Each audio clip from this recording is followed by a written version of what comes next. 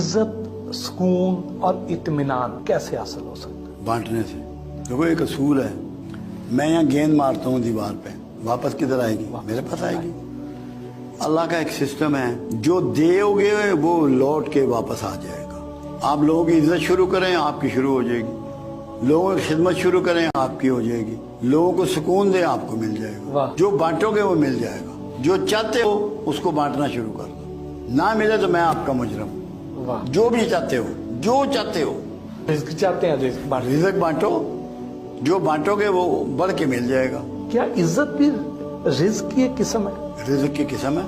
इज्जत भी रिज़्क है, ऑक्सीजन भी रिज़्क है, खून भी रिज़्क है, अच्छे थॉट भी रिज़्क है। ये मैं गुफ्तगू कर रहा हूँ, ये भी रिज़्क है।